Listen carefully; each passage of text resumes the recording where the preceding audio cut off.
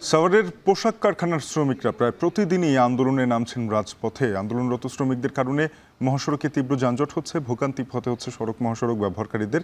এ নিয়ে আরও জানতে চাই, আশুলিয়া থেকে যুক্ত হচ্ছেন সহকর্মী হুমায়ুন কবির। হুমায়ুন, জানাবেন সাভারের পোশাক শ্রমিকরা কিসের দাবিতে আন্দোলন করছেন এবং এই আন্দোলনে যেই ভোগান্তি তৈরি হচ্ছে সেটি নিরসনে কোনো ধরনের উদ্যোগ দেখছেন কিনা?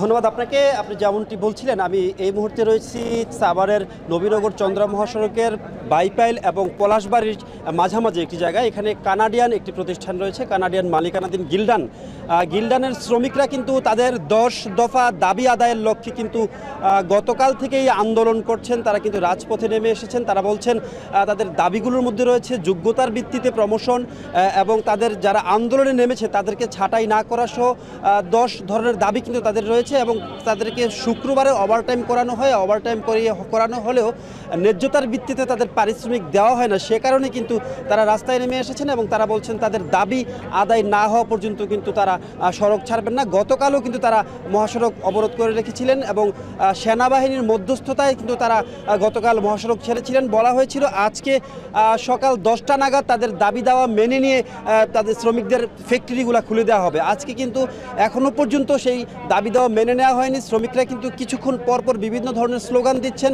এবং তাদের দাবি মেনে না নেওয়া হলে তারা কাজে ফিরবেন না, এমন কথাই কিন্তু তারা বলছেন। শ্রমিকদের এই আন্দোলনের ফলে কিন্তু আমরা দেখেছি নবীনগর চন্দ্রা মহাসড়ক এবং বাইপাইল আবদুল্লাপুর যে ত্রিমোহনা রয়েছে সে কারণে কিন্তু এখানে এবং এই উত্তরবঙ্গের যেসব গাড়ি রয়েছে সেই গাড়িগুলো কিন্তু এই পথ ধরেই চলে। সে কারণে শ্রমিকদের আন্দোলনের কারণে কিন্তু আঞ্চলিক যে উপমহাসড়কগুলো রয়েছে, আঞ্চলিক সড়কগুলো রয়েছে, ঢাকা রিচা মহাসড়ক সহ মোটামুটি সব জায়গায় কিন্তু যানজটের সৃষ্টি হয়েছে এবং বিশেষ করে বৃদ্ধ, শিশু এবং রোগী যারা রয়েছেন অসুস্থ তাদের জন্য কিন্তু চমৎকার সমস্যার সৃষ্টি হয়েছে এবং শ্রমিকরা কিন্তু বলছেন তারা আন্দোলন করতে চান না, তারা চান ন্যায্যতার ভিত্তিতে তাদের দাবিগুলো মেনে নেওয়া হোক এবং তারা কিন্তু মহাসড়ক ছেড়ে তারা কাজে ফিরতে চান। একটু জানিয়ে রাখতে চাই, এই কানাডিয়ান মালিকানাধীন যেই প্রতিষ্ঠান গিল্ডান রয়েছে, গিল্ডানের কিন্তু 3টি প্রতিষ্ঠান রয়েছে। এই 3টি প্রতিষ্ঠানও কিন্তু বন্ধ রয়েছে। এছাড়া কিন্তু সাভারের বিভিন্ন জায়গায় দেখেছি, সাভার, আশুলিয়া এবং ধামরায় কিন্তু শ্রমিকরা বিভিন্ন দাবিতে আন্দোলন করছে। বিশেষ করে বৈষম্য বিরোধী ছাত্র আন্দোলনের পরে একটি বিশেষ পরিবর্তিত পরিস্থিতিতে কিন্তু তারা বিভিন্ন দাবি নিয়ে আন্দোলনগুলো করছেন এবং এখানে গিল্ডানের শ্রমিকরাও তাদের সেই দাবি বাস্তবায়নের লক্ষ্যে কিন্তু আন্দোলন করছেন এবং তাদের দাবি আদায় না হওয়া পর্যন্ত তারা রাজপথ ছাড়বেন না, এমনটি কিন্তু বলছেন শ্রমিক নেতারা। সহকর্মী হুমায়ুন কবির যুক্ত হয়েছিলেন সাভার থেকে, জানাচ্ছিলেন শ্রমিক আন্দোলনের খবরাখবর।